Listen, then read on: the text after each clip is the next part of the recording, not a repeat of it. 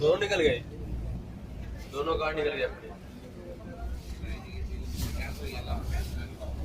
درود پاک پڑھ اللہم صلی علی محمد وعلی آل محمد کما صلیت علی ابراہیم وعلی آل ابراہیم انک حمید مجید۔ اللہم بارک علی محمد وعلی آل محمد کما بارکت علی ابراہیم وعلی آل ابراہیم۔ قسمت والے لوگ ہیں یہ۔ اللہم صلی علی سیدنا محمد وعلی آل محمد۔ حضرات میں اپنی گاڑی میدان خندق کی طرف جا رہی ہے، جہاں اسلام کی تیسری جنگ سن 5 ہجری میں ہوئی تھی، آج سے 1435 سال پہلے۔ جس مقام پر ہم جا رہے ہیں وہاں جو جنگیں ہوئی تھی تو جنگ کن لوگوں سے ہوئی تھی، کیوں ہوئی تھی؟ آج سے 1435 سال پہلے مدینہ پاک کے اندر وہ اسلام کی تیسری جنگ تھی۔ مدینہ شریف کے اندر جو لوگ یہودی لوگ رہنے والے تھے مدینہ پاک کے اندر، وہ یہودی شروع زمانے سے لے کر کے جب سے یہ قوم اس دنیا میں آئی ہے اس وقت سے لے کر کے اور آج تک اس نے صرف ایک کام کیا ہے کہ لوگوں کو دھوکہ دینا، مسلمانوں پر ظلم و ستم کرنا، مسلمانوں کے ساتھ دغا کرنا۔ یہ یہودی قوم ایسی قوم ہے، اگر آپ اسے برا کہیں گے تو دوسرا انسان اسے بنا کر آپ اسے برا کیوں کہتے ہو؟ حضرات یہودیوں سے اللہ کے نبی اتنی نفرتیں فرمائی ہیں۔ اللہ کے نبی جب مکہ المکرمہ میں 53 سالہ زندگی گزاری ہے، رب کے محبوب جو اپنے زلفوں کو سوارا کرتے تھے تو سیدھا اوپر کی جانب سوارا کرتے تھے، لیکن جب مدینہ پاک کے اندر تشریف لائے ہیں تو یہودیوں کو دیکھا نبی پاک نے کہ یہودی بھی اسی طرح سے اپنا زلف رکھ رہے ہیں۔ اللہ کے نبی نے مدینہ پاک میں آنے کے بعد اپنے زلف میں مانگ نکالنا شروع کر دیا تاکہ ہم یہودیوں سے مشابہت نہ رہے۔ یہودی وہ قوم ہے جو قوم دنیا کے اندر امن و امان کو چھین رکھا ہے، یہ جو بہت یہودی قوم ہے۔ اور یہاں تک کہ جب مدینہ پاک میں نبی پاک جب تشریف لائے تو اس زمانے میں جب یہودی روزہ رکھا کرتے ہیں، عاشورہ کا روزہ جو محرم الحرام کے مہینے میں وہ ایک روزہ رکھا کرتے تھے، نبی پاک نے فرمایا 2 روزہ رکھو، کیونکہ موسیٰ کو اس سے زیادہ ہم ماننے والے ہیں، تاکہ حضرت موسیٰ کی یاد میں ان کی یاد بھی ہو جائے، اس خوشی کا ہم اظہار بھی کریں، روزہ بھی رکھیں۔ اور اس لیے حضور نے 2 روزے کا حکم فرمایا تاکہ ہماری روزہ بھی ہو جائے اور اس سے مشابہت بھی نہ ہو۔ یہودیوں سے اتنی نفرتیں فرمائی رب کے محبوب۔ میں محبت اور نفرت کی بات کے حوالے سے اور کچھ چند پریکٹیکلی زندگی کے حوالے چند باتیں میں آپ کو بتاؤں گا کہ مدینہ پاک کے اندر جو یہودی تھا، قبیلہ یہودیوں کا قبیلہ بنو قرینقہ، اور ایک کا نام تھا قبیلہ بنو قریظہ، اور ایک قبیلہ تھا جس کا نام تھا قبیلہ بنو نذیر۔ یہ قبیلے کا سردار جو سب سے بڑا شاطر انسان تھا، جو دشمن تھا مسلمانوں کا، اس کا نام تھا حوی بن اخطب۔ اس نے مسلمانوں کو ختم کرنے کے لیے ایک سازش رچی، ایک پلان بنایا کہ مسلمان اگر یوں ہی بڑھتے رہیں تو آنے والے وقت میں مسلمانوں کی حکومتیں ہوں گی۔ آج بھی مسلمانوں کی حکومت ہے، 57 ملک ہے، لیکن مسلمان ظلم و ستم کا شکار ہے۔ مسلمانوں کے ساتھ جو ناانصافیاں ہو رہی ہے یہ مجھ سے کسی مسلمانوں کی نگاہوں سے کوئی مخفی نہیں ہے۔ کوئی ایسا انسان نہیں ہے جو نہیں جانتا ہو کہ ہمارے ساتھ ظلم ہو رہا ہے، ناانصافی ہو رہی ہے۔ کسی بھی ملک میں آپ جائیں ہر طرف مسلمانوں کے ساتھ ظلم ہو رہا ہے، اس کی وجہ بھی صرف ہم ہیں۔ اگر ہم اپنے آپ کو اپنے اندر تبدیلی پیدا کرتے، اپنے اندر ہم چینجنگ لاتے، کیونکہ دین مصطفیٰ ہمارے لیے ہے، جس دین پر ہم عمل کرنے والے ہیں، جس دین کے ہمارے لیے جو دین بنا ہے، اس دین کو کوئی عام دین نہیں ہے۔ اس دین کے بارے میں رب کریم فرماتا ہے سورہ آل عمران پارہ نمبر 3 میں، ان الدین عند اللہ الاسلام، بے شک اللہ کے نزدیک سب سے پسندیدہ اگر کوئی دین ہے تو وہ دین اسلام ہے۔ ہم اس دین کے ماننے والے ہیں جس دین کی گواہی قرآن کریم دے رہا ہے، ہم اس دین کے ماننے والے ہیں جس دین کو رب پسند فرماتا ہے۔ ہم وہ دین کو نہیں مانتے جس دین کو رب پسند نہیں فرماتا، ہم اس دین کو نہیں مانتے جس دین کے بارے میں ہمارا قرآن نہیں کہا ہے۔ حضرات آج کچھ انسان ایسے لوگ ہیں جو ایک دوستی کی آڑ میں آ کر کے، محبت کی آڑ میں آ کر کے مذہب اسلام کو برباد کرتے ہیں کہ ہم محبت کی بات کرتے ہیں، دوستی اخلاق کی بات کرتے ہیں۔ نبی پاک نے آج سے 1450 سال پہلے جو اخلاق پیش کی ہے، جو محبتیں پیش کی ہے، اگر ہم اسی اخلاق کو اپنائیں، اسی محبت کو اپنائیں، وہی ہمارے لیے ایک ہمارے زندگی کا نمونہ بن جائے گا. کیونکہ قرآن کریم کے اندر آج ہم دوستی کی بات کرتے ہیں. ایک انسان غیر مسلم سے دوستی کرتا ہے, دوستی کرنے کے بعد ایک دوسرے کے گھر پہ آنا جانا ہوتا ہے, یہاں تک کہ ایک دوسرے کی خوشی میں شامل ہوتا ہے, چاہے وہ کوئی بھی انسان ہو, چاہے وہ لیڈیز ہو یا جینٹس ہو, کوئی بھی انسان ہو. اس کی آپس میں جب کسی سے کالج کے زمانے سے لے کر کے جب کسی سے اس کی دوستی ہوتی ہے, یہاں تک کہ وہ اس کو اپنے دین کی بات بتانے کی بجائے وہ اس کے دین میں ملوث ہو جایا کرتی ہے, چاہے وہ کوئی بھی انسان ہو. اور یہی تک نہیں, ہم غیر مذہب والوں کے ان کاموں میں شریک ہوتے ہیں جس کام کے کرنے کی وجہ سے ہمارے اعمال برباد ہو جائیں گے. حضرات, ایک غیر مسلم کے کام میں ایک مسلمان شریک ہوا, چاہے وہ پوجا ہو یا کوئی بھی چیز ہو. لفظ پوجا اس کے معنی آتے ہیں عبادت کے. قرآن کریم کے اندر 27واں پارہ میں فرماتا ہے, وما خلقت الجن والانس الا لیعبدون. ہم نے جنوں اور انسانوں کو صرف اپنی عبادت کے لیے پیدا کیا ہے, اور اس کی عبادت میں کسی کا کوئی شریک نہیں, کوئی عبادت کے لائق نہیں. صرف رب ذوالجلال کی ذات پاک ہے جس کی عبادت کی جا سکتی ہے, وہ عبادت کا حقدار ہے, کیونکہ اس نے ساری کائنات کو وجود بخشا ہے. ایک کن سے, لفظ کن سے اس نے پوری دنیا کو بنایا ہے اپنے نبی کے طفیل میں. لیکن وہی رب فرماتا ہے, اگر کسی کو سجدے کا حکم ہوتا تو ان عورتوں کو حکم ہوتا کہ اپنے شوہروں کو سجدہ کرو, کسی کو سجدے کا حکم ہوتا تو ان لڑکوں کو حکم ہوتا کہ تم اپنے والدین کو سجدہ کرو. لیکن رب کریم نے صرف اپنے علاوہ کسی کے آگے سجدے کا حکم نہیں فرمایا ہے. لیکن ہم ایک انسان, ایک عام انسان, جب وہ کسی سے غیر مسلم سے, غیر مذہب والوں سے تعلقات رکھتا ہے, وہ اس کے اس پوجا میں شریک ہوتا ہے جو ایک شریک ہوتا ہے. اور عبادت میں کسی غیر کی عبادت میں رب کو شریک کرنا, رب کی عبادت میں کسی غیر کو شریک کرنا, اس کو شرک کہلاتا ہے. اور ایک انسان اگر اپنے کسی بھی حرکت کی وجہ سے, اپنے قدم کی وجہ سے اس کا قدم اگر شرک کی طرف بڑھتا ہے تو یاد رکھو اس کے سارے اعمال برباد ہو جاتے ہیں. آج ہم بات کرتے ہیں ایک تائی کی مثال ہم پیش کرتے ہیں قرآن کریم کے اندر. جبکہ قرآن کریم فرماتا ہے سورہ مائدہ پارہ نمبر 6 میں, یا ایھا الذین آمنوا لا تتخذوا اليہود والنصارى اولیاء. اے ایمان والو, یہود و نصارہ کبھی تمہارے دوست نہیں ہو سکتے. جب قرآن نے ہمیں یہ مزاج دیا ہے, قرآن نے ہمیں حکم فرما دیا کہ یہود و نصارہ جس سے تم دوستی کرتے ہو وہ کبھی مسلمانوں کا دوست نہیں ہو سکتا. تم اس سے محبت کی باتیں کرو گے, وہ تمہارے ساتھ نفرتیں پیدا کرے گا.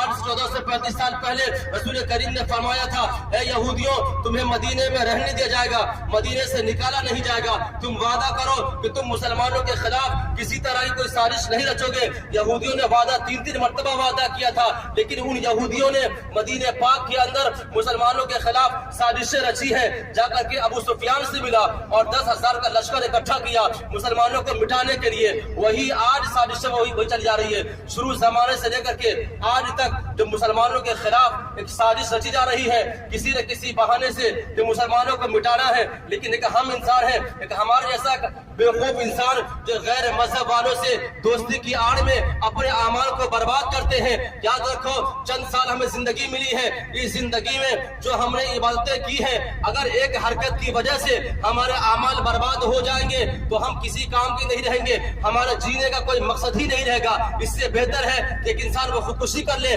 اس سے بہتر ہے کہ وہ زہر پی کر مر جائے. لیکن ایک انسان دنیا میں جینے کے بعد دین مصطفیٰ سے دور ہو گیا, چند لمحات اپنی زندگی گزاری ہے رب کی عبادت میں, لیکن وہ اعمال بھی اگر برباد ہو گئے کوئی فائدہ نہیں, ہمیں جینے کا مقصد نہیں ہے. اگر دین مصطفیٰ ہمارے لیے ہے, نماز ہمارے لیے, روزہ ہمارے لیے, ان سب اعمال کو کرنے کے باوجود اگر ہم کوئی غیر شرعی کام کرتے ہیں تو اس کا ظلم و ستم بھی ہم پر ہونے والا ہے. اس کا حساب بھی میدان محشر میں ہمیں ہی دینا ہوگا, نہ کہ غیر مذہب والوں کو دینا ہوگا.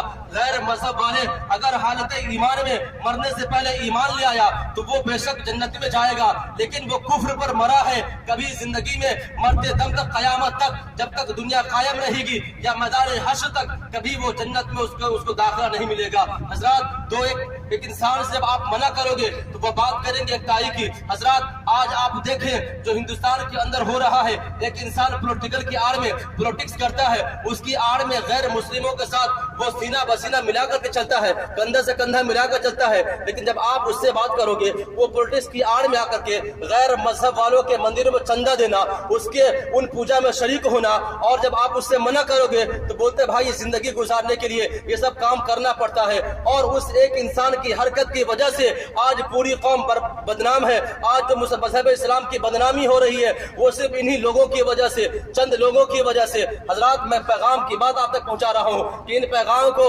اپنے لوگوں تک پہنچائے اور اپنے اندر تبدیلی پیدا کرے. یاد رکھیں, میرا آنکھوں دیکھا ہوا حال ہے, میں نے اپنی آنکھوں سے دیکھا ہے سب چیزوں کو, اس لیے میں پیغام کے طور پر ان لوگوں کو پہنچاتا ہوں کہ آج سے 1440 سال پہلے بھی یہ غیر مسلم والوں کبھی مسلمانوں کے ہمدرد نہیں ہوئے ہیں, اور آج کی تاریخ میں بھی صبح قیامت تک غیر مسلم والے مسلمانوں کے کبھی دوست نہیں ہو سکتے ہیں, کیونکہ قرآن نے صاف لفظوں میں کہہ دیا ہے. تو ہمیں قرآن پر عمل کرنا چاہیے. اگر ہم جیسے انسان ان سب چیزوں پر آپ دیکھیں, ہندوستان کے اندر ایک اور بوال مچا ہوا ہے 3 طلاق کے اوپر. قرآن کہتا ہے صاف لفظوں میں 6 طریقہ ہے قرآن کے اندر کہ پہلے آپس میں مشورہ کرو, ایک دوسرے کے گھر والوں کو اکٹھا کرو, ملاؤ, باتیں کرو, پہلے صلح کرو, نہ مانے پھر مہلت دو, پھر صلح کرو, نہ مانے تقریباً 6 اسٹیپ اس کے ہیں. نہ مانے تو پہلے مہینے میں 1 طلاق دو, اس کے بعد اگر سدھرنے کی کوشش کرے, سدھر جائے تو پھر اسے رکھو, پھر نہ سدھرے تو دوسرے مہینے میں دوسرا دو, نہ ہو پھر تیسرے مہینے میں تیسرا دو. یہ مذہب اسلام بالکل نہیں کہتا کہ ایک لفظ میں تم 3 طلاق دے دو, یہ شریعت کا قانون ہے. لیکن آج کی تاریخ میں مسلمانوں کو مٹانے کے لیے, مسلمانوں کی عورتوں کو سڑک پر لانے کے لیے جو قانون بدلا ہے, لیکن ہمارے آنکھ پھر بھی نہیں کھل رہے ہیں. ہم یہاں آئے ہیں عمرہ کرنے کے لیے, اگر ہم یہاں آنے کے بعد ہم یہاں سے گئے اور پھر بھی ہمارے حالات ایسے رہے تو یاد رکھو اس دن کو کہ کوئی پوچھنے والا نہیں ہوگا.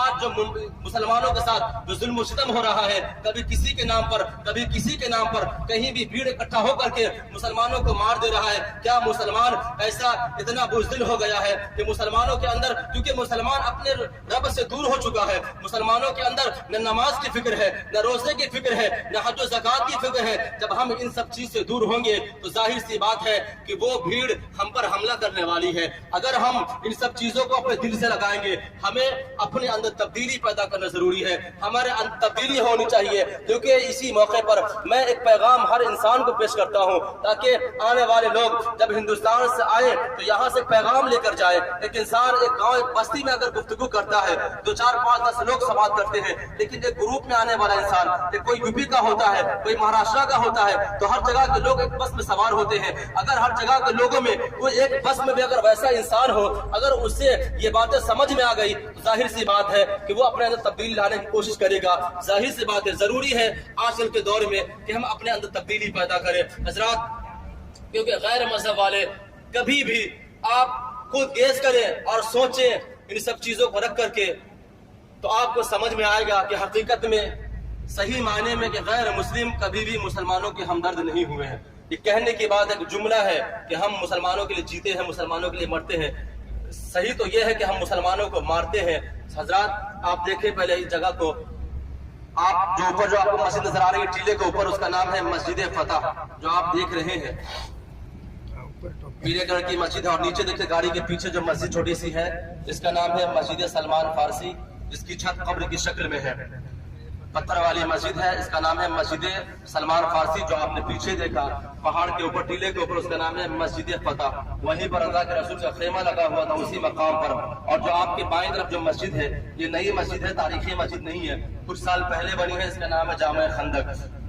اور آپ کی دائیں طرف جو لال والی بس کے آگے جو مسجد ہے 3 سٹٹ والی کارنر پر, اس کا نام ہے مسجد عمر. یہ مسجد عمر جو آپ دیکھ رہے ہیں, اور یہاں پر 7 مسجدیں موجود تھی پہلے, اس کا نام ہے سبا مساجد. اس کا 3 نام ہے. آپ دیکھیں, آپ کے جب گاڑی ٹرن ہوگی تو آپ دیکھیے بائیں طرف ایک مسجد ہے جھاڑی کے سامنے, درخت کے سامنے, جو محراب کی شکل میں جس کا گیٹ ہے, اس کا نام ہے مسجد علی. اور اسی مسجد علی کے بغل میں دیکھیں ایک زینہ, ایک سیڑھی نظر آ رہا ہوگا, اسی کے سامنے جو ہریالی ہے, اسی ہریالی میں مسجد فاطمہ ہے. یہاں پر 5 مسجدیں موجود ہیں. 2 مسجدوں کو شہید کر دیا گیا. اس کا پہلا نام ہے جنگ خندق. خندق کے معنی آتے ہیں گڑھا کے, جو خندق کھودی گئی تھی جنگ سے پہلے, جو گڈھا کھودا گیا تھا. اور اس کا دوسرا نام ہے جنگ احزاب, جس کا ذکر قرآن کریم کے 21واں پارہ سورہ احزاب کے اندر جس کا ذکر ہوا ہے. اور اس کا تیسرا نام ہے سبع مساجد, یعنی 7 مسجدوں والی جگہ, جس میں سے 2 مسجدوں کو شہید کر دیا گیا ہے. ابھی 5 مسجد یہاں پر موجود ہے. اور جنگ خندق سن 5 ہجری میں, اور اس جنگ میں صحابہ کرام کی تعداد صرف 3000 تھی. कुफार मक्का इस जंग में 10,000 का लश्कर लेकर आया था मक्का से मुसलमानों पर हमला करने के लिए, मुसलमानों को मिटाने की नीयत से। और जो पीछे आपके पहाड़ है, जब गाड़ी टानोगी तो आप देख लीजिएगा, उसका नाम है जबल सला। जबल सला के पीछे मस्जिद नबवी शरीफ मदीना है, और मुसलमान की औरतें पहाड़ के उस जानिब पर्दे में थी। कुफार मक्का जब आया था तो आपके सामने कुफार मक्का का लश्कर था और सहाबा किराम की जमात इस तरफ थी। इसी मैदान में इसी पहाड़ के दामन में सहाबा किराम थे, जो 3,000 सिर्फ सहाबा थे। फिर भी इस जंग में सहाबा किराम को जीत मिली है, फतह और नुसरत मिली है। और ये जो खंदक खोदी गई थी, जिस मकाम पर जो गड्ढा खोदा गया था, वो यही जगह है जो गाड़ी अभी हमारी चल रही है। इसी सड़क पर खंदक खोदी गई थी आज से 1435 साल पहले।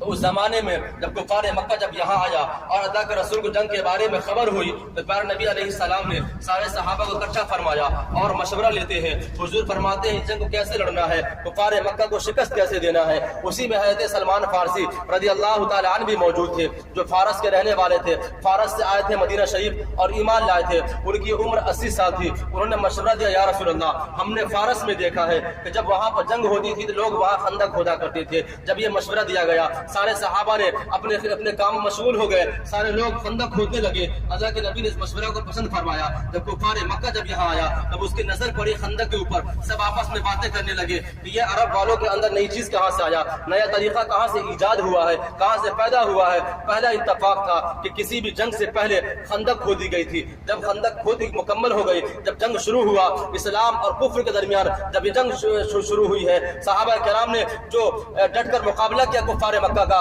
कुफार मक्का ने हमला किया सहाबा किराम पर, पत्थरों से हमला किया है। सहाबा किराम उसके जवाब में तीर और पत्थर से हमले किए हैं। और ये जंग कोई 1-2 रोज में इसका फैसला नहीं हुआ। सहाबा किराम की तादाद कम है, दिल में ये वसवसा भी नहीं है कि हमारे लोग कम है, तलवार कम है, फिर भी हम इस जंग को हार जाएंगे। कभी ऐसा महसूस भी नहीं हुआ, बल्कि उनका ईमान ये था कि न ताअत पर, न तकवा पर, न ज़ुहद और इत्तक़ा पर है, हमारा नाज जो कुछ है मोहम्मद मुस्तफ़ा पर है। कभी भी सहाबा के ज़हन में ये बातें भी नहीं आई थी कि अल्लाह ताला हमें कैसे फतह देने वाला है। इस जंग में रब के महबूब अपने रब की बारगाह में दुआएं कर रहे हैं, ये अल्लाह मेरे सहाबा को फतह अता फरमा, मेरे जानिसारों को कामयाबी अता फरमा। रब करीम ने 3 दिन के बाद दुआ कबूल फरमाया और आसमान से एक तेज हवा, झक्कड़ वाली हवा भेजा है, एक तूफान भेजा। उसी तूफान में कुफार मक्का का खेमा उड़ने लगा। वो कुफार मक्का के दिल में हैबत तारी हो गई, घबराहट पैदा होने लगी। सारे काफिर इस मैदान को छोड़कर भाग निकले और यहाँ पर मुसलमानों को जीत हुई थी। सहाबा किराम ने क्या ये सोचा था कि रब करीम हमें एक हवा के जरिए फतह देने वाला है। अगर एक इंसान रब के लिए जीता है तो रब करीम उसके लिए ऐसे जगह से रास्ता निकालता है जहाँ उसका तसव्वुर भी नहीं होता है। फर्क इतना है कि हमें रब पर भरोसा करना होगा, तवक्कुल रखना होगा, जैसा कि हक है भरोसा रखने का। अगर हम रब की ज़ात पाक पर भरोसा रखते हैं तो रब करीम हमें किस रास्ते से क्या देने वाला है ये हमें खबर भी नहीं होगा। हजरात, अभी अपनी गाड़ी मस्जिद क़िबलतैन की तरफ जा रही है, जहाँ से हमारा क़िबला तब्दील हुआ था, क़िबला बदला गया था। और जो चंद बातें मैंने आपको बताई है एक अपनी जिंदगी के हवाले से, इस चीज को, क्योंकि एक इंसान जब बड़ा इंसान होता है, चाहे डॉक्टर हो, वो इंजीनियर हो, वकील हो या कोई भी पोस्ट पे हो, तो उसका सर्किल बड़ा होता है, उसके नीचे लोग ज्यादा होते हैं। तो अगर उसके मानने वाले लोग, उसके नीचे लोग होते हैं 10, 20, 50, 500, उनमें से कोई लोग ऐसे भी हो जो ऐसी हरकतें करते हैं, अगर वो चाहे तो उनके साथ तरबियत कर सकते हैं, उन्हें दीन की बातें बता सकते हैं। ये बहुत ज़रूरी है आज के दौर में कि हमें अपने अंदर तब्दीली पैदा करनी चाहिए। हम उम्रा के लिए आए हैं, अब हम यहाँ से जाने के बाद भी अगर हमारे हालात वैसे ही रहे तो कोई मतलब नहीं उम्रा करने का। मैं माना कि एक इंसान पैसे के बल पर यहाँ आ गया, उसकी किस्मत में यहाँ हाजिर थी, उसने हाजिर दिया, एक मौका मिला, फिर भी जाने के बाद हम अपने आप को तब्दीली हमारे अंदर नहीं आई, तो फिर हम दोबारा आने का मौका मिलेगा या भी ना मिलेगा ये कोई नहीं जानता है। पैसा तो रह जाएगा ही, पैसा तो रहेगा ही। रब करीम ने इंसान को भेजा है तो रिस्क देकर भेजा है, तो इंसान पैसा कमाएगा, लेकिन कोई जरूरी नहीं कि इंसान पैसे के बलबूते फिर यहाँ दोबारा आ जाए। जब दोबारा आना उसकी किस्मत में होगा जब ही आ सकता है। कहीं आने से पहले अगर उसकी मौत हो गई तो जरा सोचे, एक बहाना मिला था हमें बख्शिश का। हुजूर फरमाते हैं मंज़ार कब्री वजबत लहू शफाअती, जिसने मेरे कब्र की ज़ियारत की उस पर मेरी शफाअत वाजिब हो गई। हमने आया रसूल करीम के रोज़े मुबारक पर हाजिर दी है, शफाअत का सनद हमें मिल गया, लेकिन यहाँ से जाने के बाद भी हमारे हालात वैसे ही रहे तो फिर आने का कोई मकसद ही नहीं है, कोई मतलब ही नहीं रहेगा। हजरात, अपने अंदर कुछ न कुछ तब्दीली पैदा करें और खास तौर से उन कामों से बचें। एक इंसान टीवी पर डिबेट करता है मुसलमानों के खिलाफ में, اور پھر ایک مسلمان ایک عالم دین اگر اس پر بحث کرتا ہے یا اس کی باتوں کو کاٹ کرتا ہے تو ایک غیر مسلم جس کی کوئی حیثیت نہیں ہے، جس کا کوئی دین کوئی مذہب نہیں ہے، وہ مذہب اسلام کو بدنام کرتا ہے. کیا تم نے دین کا ٹھیکہ لے رکھا ہے؟ اللہ اکبر. ایسے ایسے اب ہماری وجہ سے ہمارا دین بدنام ہو. جس دین کو نبی پاک لے کر آئے ہیں، جس دین کے بارے میں رب کریم نے قرآن میں آیت نازل فرمائی ہے، وہ دین اگر ہماری وجہ سے بدنام ہو رہا ہے تو پھر ہمیں جینے کا کوئی مقصد ہی کوئی مطلب ہی نہیں ہے. بے مقصد ہم آئے دنیا میں، کوئی فائدہ نہیں ہے. ہم تو آئے تھے رب کی عبادت کے لیے، لیکن ہم پتہ نہیں کس آڑ میں کس گلی میں ہم نکل گئے اور کہاں گم ہو گئے. حضرات اپنی سوچ بدلیں اور اپنے اندر ہر چیز کو دین مصطفیٰ پر کم سے کم آج اس دور میں انسان 10% بھی انسان عمل کر لے تو بہت بڑی بات ہے. ہمارے اندر تو 1% بھی ہم عمل نہیں کر رہے ہیں. حضرات مسجد قبلتین کے بارے میں بس مختصر میں سماعت کریں کہ مسجد قبلتین جب بنی تھی اس وقت اس سے پہلے قبلہ تبدیل ہونے سے پہلے ہمارا قبلہ بیت المقدس مسجد اقصی تھا جو فلسطین میں آج موجود ہے. لیکن اللہ کے نبی جب یہاں تشریف لائے تو 16 مہینہ 4 دن اللہ کے رسول نے نماز ادا فرمائی مسجد اقصی کی طرف. 16 مہینہ 4 دن کے بعد جب نماز ادا ہو رہی تھی، 4 رکعت والی نماز تھی، 2 رکعت نماز مکمل ہو چکی تھی، 2 رکعت نماز پڑھنا باقی تھا. لیکن حالت نماز میں نبی علیہ السلام کا چہرہ مبارک، نگاہ مبارک ہمیشہ آسمان کی طرف اٹھ جایا کرتی تھی، بلند ہوا کرتی تھی. اور جس وقت نماز پڑھی جا رہی تھی 4 رکعت والی نماز میں 2 رکعت نماز مکمل ہو چکی ہے، دل میں یہ ارادہ پیدا ہوا، یہ خیال آیا کہ اللہ قبلہ بدل جائے تو کیسا ہے. رب کریم نے فوراً قرآن کریم کے اندر سورہ بقرہ پارہ نمبر 2 میں آیت نازل فرمایا، قد نرى تقلب وجهك في السماء فلنولينك قبلة ترضاها فول وجهك شطر المسجد الحرام. کہ ہم دیکھ رہے ہیں آپ کی نظر کو، آپ کی نظر بار بار آسمان کی طرف بلند ہو رہی ہے، ابھی ہم تمہیں اس قبلہ کی طرف پھیر دیں گے جس میں تمہاری خوشی ہے. ابھی اپنے چہرے کو مسجد حرام کی طرف پھیر لو. جب حکم ہوا تو حالت نماز میں رب کے محبوب نے اپنے چہرے کو مسجد حرام کی طرف پھیر لیتے ہیں اور نماز کو مکمل فرماتے ہیں. اسی پر شاعر ہند فرماتے ہیں، خدا کی رضا چاہتے ہیں دو عالم، خدا چاہتا ہے رضا محمد. حضرات اگر ہم کوئی بھی عمل کرتے ہیں چاہے چھوٹا ہو یا بڑا ہو، کوئی بھی نیکی کرتے ہیں تو ہمارے دل میں یہ تمنا ہوتی ہے کہ ہماری نیکی سے ہمارا رب راضی ہو جائے، رب کی رضا مل جائے، رب راضی ہو جائے. لیکن رب اپنے محبوب کی رضا چاہتا ہے. اپنے محبوب کی رضا کے لیے رب نے قبلے کو پھیر دیا ہے اور اس وقت سے لے کر کے قیامت تک سارے مسلمانوں کا قبلہ بیت اللہ شریف خانہ کعبہ ہو گیا. حضرات یہاں گاڑی ہماری 15 منٹ رکے گی، آپ حضرات جائیں سارے لوگ گروپ بنا کر کے. لیڈیز کا سامنے اس کونے پر ہے جہاں پر کبوتر آپ کو نظر آئے گا، اس کونے پر مسجد کے، اور جینٹس کا اس بیچ سے راستہ ہے. جب آپ اندر داخل ہوں گے تو مسجد کے اندر ایک محراب کی شکل میں ایک نشان لگا ہوا ہے جس سے یہ ظاہر ہوتا ہے کہ ہمارا قبلہ پہلے کس طرف تھا. آپ جائیں نماز پڑھیں، سب دعا خیر کریں اور 15 منٹ کا یہاں پر وقت ہے. مسجد قبلتین.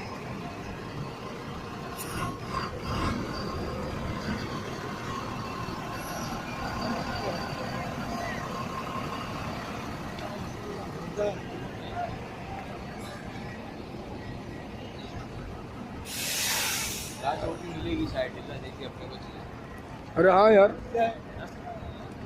ٹوپی ٹوپی ادھر ادھر سے چل. الا مصلی النساء وومنس پریئر. عورتوں کا ادھر ہے رائٹ سائڈ میں.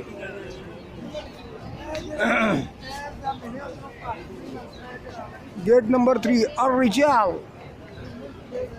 وومنس پریئر ادھر، اب ادھر ہے. یہ رجال بولے تو مرد ہے، رجال مطلب مرد. ادھر آ جا. یہ مسجد قبلتین کے اندر انٹری داخلہ ہو رہا ہے. عزیر آگے کی طرف ہے، میں ابا کے ساتھ ہوں. اللہم صلی علی سیدنا مولانا محمد وعلی آل سیدنا مولانا محمد بعدد کل شیء معلوم لک. کہ محمد سے وفات ہونے تو ہم تیرے ہیں، یہ جہاں چیز ہے کیا لوح و قلم تیرے. صلی علی سیدنا مولانا محمد وعلی آل سیدنا مولانا محمد.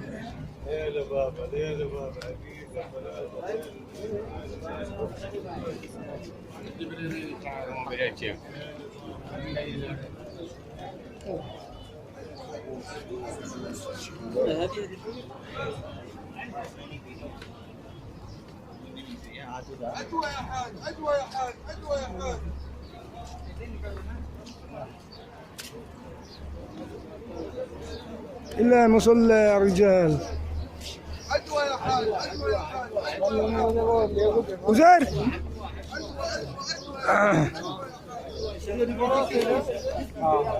یہ جو عزیر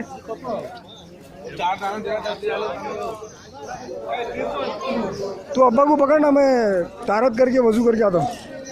طہارت کرنے کا ابا میرے کو آئی ہے بہت دیر سے. چپل کو نام یہاں وہاں پہ لکھے لا دیکھو ٹو ٹوائلٹ ادھر سائڈ. ہاں ابا آپ کو بھی جانے کا ڈر ہے کر لو. تو تم لوگ اندر رکو، انٹرنس سے ادھر مداخل. میں آیا ادھر ہی رکو میرے آنے تک. ہاں نماز پڑھ لو تم لوگ 2 رکعت نفل.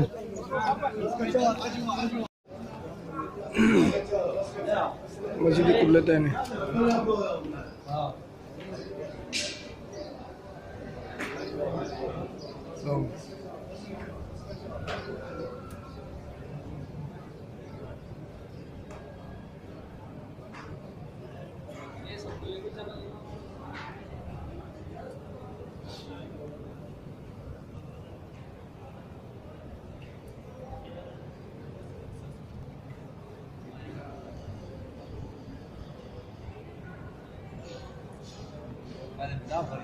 یہ مسجد قبلتین ہے، اور یہ دیکھو یہ پہلے یہاں پر اس طرف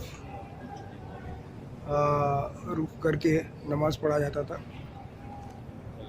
نماز پڑھی جاتی تھی. یہ جو اوپر کی طرف مصلی بنا کے نشانی باقی رکھے ہوئے تھوڑی سی محراب ہے، اور اس کو ابھی انٹری بنا دی ہے. پہلے ہاں بیت المقدس کی طرف یہ مسجد قبلتین، مسجد قبلتین 2 قبلوں والی مسجد. تو پہلے یہ اس طرف قبلہ تھا، پھر بعد میں دوران نماز ہی اللہ تعالیٰ نے ارشاد فرمایا کہ تم حضور کہ آپ اس طرف رخ کر کے خانہ کعبہ کی طرف رخ کر کے نماز پڑھ لینا. تو حضور علیہ السلام نے اپنا رخ اس طرف سے اس طرف کر دیا. تو آج مسجد قبلتین قبلتین 2 قبلوں والی مسجد، اس کا مطلب. تو یہ اوریجنل محراب ہے، ہندوستانی پاکستان ہندی بھائی. آپ پاکستان کے ہو گیا؟ اچھا. یہ ہے وہ مسجد.